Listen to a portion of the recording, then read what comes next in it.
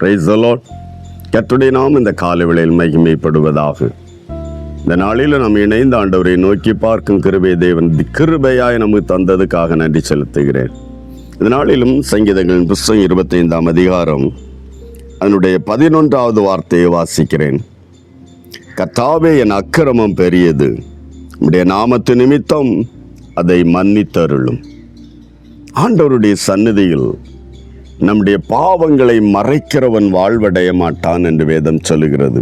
ஆனால் அறிக்கை செய்து விட்டு விடுகிறவனோ இரக்கத்தை பெற்றுக்கொள்வான் என்று சொல்லுகிறேன். இந்த கால வேளையில் நான் குற்றம் செய்தேன், நான் பாவம் செய்தேன் என்ற அந்த உணர்வு வருவதே தேவனுடைய ஆவியானவருடைய கிரியை.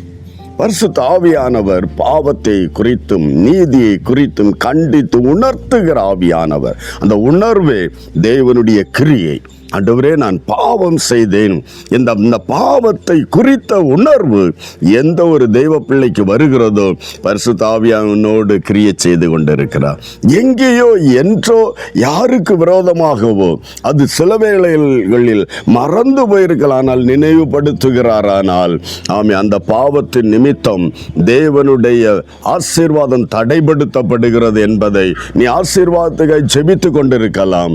ஆசீர்வாதத்தை பெற்றுக்கொள்ள ஆண்டவரிடத்தில் உபவாசித்து, ஆண்டவரே இந்த காரியத்தை வாய்க்க பண்ணும், இந்த தொழிலை ஆசீர்வதியும், இந்த தடையை மாற்றி போடும் என்று ஜெபித்து கொண்டிருக்கலாம்.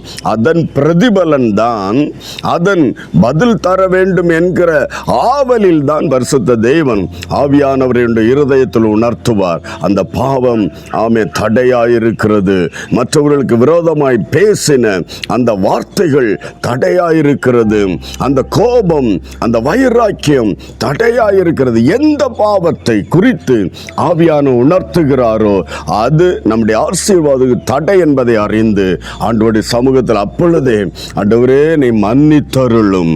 அல்லேலூயா. ஆண்டவருடைய சந்நிதியில் அதை அறிக்கை செய்து மன்னிப்பை பெற்றுக்கொண்டால் நீ இந்நாள் வரை ஜெபித்த அந்த ஜெபத்தின் ஆமேன் ஃப்ளோ, அந்த ஹல்லேலூயா ஆசீர்வாதத்தின் திறப்புகள் உனக்கு நேராய் திறக்கப்படும். ஹல்லேலூயா. ஆவியானவர் உணர்த்தும் போது உணர்வது நீ சுயமாய் உணர இயல, தேவன் உணர்த்துகிறார். அறிக்கை செய்து விட்டு விடுவோம், நன்மையை பெற்றுக்கொள்வோம், ஆசீர்வதிக்கப்படுவோம். செபிக்கலாமா? நல்ல தகப்பனே, இயேசுவின் நாமத்தில் இந்த நல்ல காலை வேளையில் இந்த நல்ல வார்த்தை கேட்ட எல்லா இருதயங்களுக்காக ஸ்தோத்திரம்.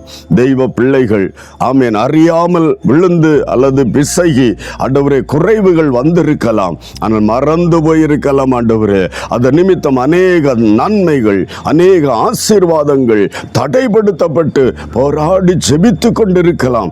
இந்த நாளில் கர்த்தர் எந்த இருதயங்களோடு தங்களுடைய குறைகளை உணர்த்துகிறாரோ, எந்த உள்ளத்தோடு தன் பாவங்களை உணர்த்துகிறாரோ, அறிக்கை செய்து மன்னிப்பு கேட்டு அந்த ஆசீர்வாதங்களை மீண்டும் சுதந்தரித்துக் கொள்ள எல்லா இருதயங்களோடும் தொடர்ந்து பரிசுத்த ஆவியானவர் உதவி செய்யும்படி ஒப்பு கொடுத்து ஜெபிக்கிற ஆண்டவரே, கிருபையுடைய பிள்ளைகளை சூழ்ந்து கொள்ளட்டும்.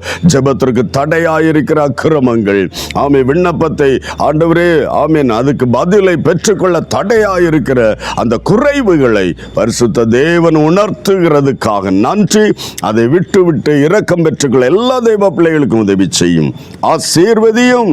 கர்த்தர் அப்படி செய்ய போறதுக்காக நன்றி.